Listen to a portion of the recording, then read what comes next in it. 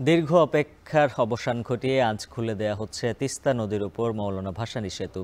১৪৯০ metre সেতুর উদ্বোধনে বদলে যাবে গাইবান্ধার সুন্দরগঞ্জ ও কুড়িগ্রামের চিলমারি। এছাড়া কুড়িগ্রাম থেকে ঢাকার দূরত্ব কমবে ১০০ কিলোমিটার। এতে নদীর দুই পারের মানুষের মাঝে তৈরি হয়েছে উচ্ছ্বাস।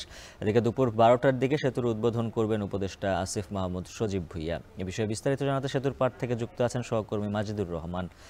মাজেদ, জানাবেন সেতু উদ্বোধনের জন্য কখন নাগাদ পৌঁছাবেন উপদেষ্টা? এছাড়া সেতুর ফলে অর্থনীতিতে কি ধরনের প্রভাব পড়বে? হ্যাঁ উজ্জ্বল, আপনি জানেন যে এই বহুল কাঙ্ক্ষিত যে সেতুটি সেটি হলো গাইবান্ধা সুন্দরগঞ্জ এবং কুড়িগ্রামের যে চিলমারি বন্দর, এই দুই জেলার মধ্যে যে সংযোগ সেতু সেটি হলো মৌলানা ভাসানী সেতু। সেই ভাসানী সেতুর উদ্বোধন কিন্তু একটু পরেই হবে, অর্থাৎ 12টায় যখন এখানে স্থানীয় সরকার উপদেষ্টা সজীব ভুঁইয়া, আসিফ মোহাম্মদ সজীব ভুঁইয়া আসবেন, তখনই কিন্তু এই সেতুর যে উদ্বোধন সেই উদ্বোধন কার্যক্রম শুরু হবে।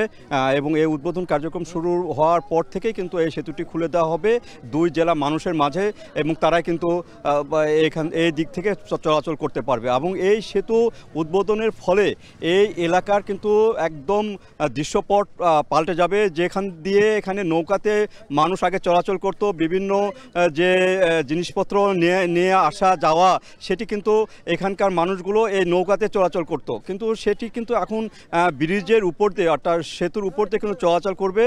এবং শুধু এই আর্থসামাজিক উন্নতি হবে না, এখানে যে যাতায়াত যে ব্যবস্থা, বিশেষ করে ঢাকার সাথে এখানকার কুড়িগ্রাম চিলমারি এই এলাকার যে দূরত্ব সেটি প্রায় ১০০ কিলোমিটার কমবে।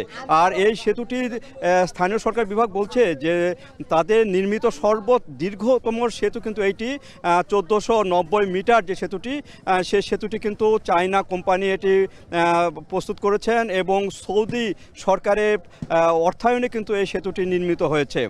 আর এই সেতুর সাথে সাথে কিন্তু এখানে অ্যাপ্রোচ রোড সংযোগ সড়কও কিন্তু করা হয়েছে ৮৬ কিলোমিটার, এবং নদী শাসন ৩ কিলোমিটার নদী শাসন করা হয়েছে। সর্বমোট প্রায় ৮০০ কোটি টাকা কিন্তু খরচ হয়েছে এই সেতুকে কেন্দ্র করে। আর সেতু উদ্বোধনের মধ্যে দিয়ে এই এলাকার মানুষের যে দীর্ঘদিনের যে স্বপ্ন, সে স্বপ্ন কিন্তু বাস্তবায়ন হতে চলেছে এবং মানুষরা কিন্তু খুবই এখানকার খুশি। আর এখানে যে কথাটি বলছিলেন যে কখন আসতে পারে স্থানীয় সরকার যে উপদেষ্টা, এখান থেকে যতটুকু জানা যায় যে উনি 12টার দিকে এখানে উদ্বোধন করার কথা, এবং তার একটু আগে পিছে কিন্তু তিনি আসতে পারেন বলে এখানকার যারা আয়োজক তারা কিন্তু জানিয়েছেন। আর এখানকার যে মানুষের মধ্যে যে আগ্রহ উদ্দীপনা লক্ষ্য করা যাচ্ছে যে এই সেতুকে ঘিরে, আজকে মনে হচ্ছে যে এটি একটা আনন্দের একটা বিশেষ দিন মনে হচ্ছে এই এলাকা মানুষের মাঝে। কারণ দীর্ঘদিন তারা বঞ্চিত ছিলেন বিভিন্ন কারণে, যোগাযোগ ব্যবস্থা থেকে আরম্ভ করে তাদের যে উৎপাদিত ফসল বিক্রি করা এবং কখনো কখনো কম দামে বিক্রি করা, এসব নিয়ে তারা বঞ্চিত ছিলেন। সে বঞ্চিত অনেকটা আজকে অবসান হবে।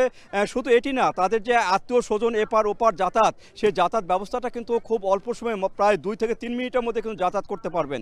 তো এই সবগুলো মিলে যেটি বলা যায়, এই সেতু এই এলাকার মানুষের জন্য একটা আশীর্বাদ। তো এই ছিল উজ্জ্বল আমার কাছে যে গাইবান্ধার সেতুর পশ্চিম পাড় থেকে সেতু উদ্বোধনের সর্বশেষ খবরাখবর। যুক্ত ছিলেন সহকর্মী মাজেদুর রহমান।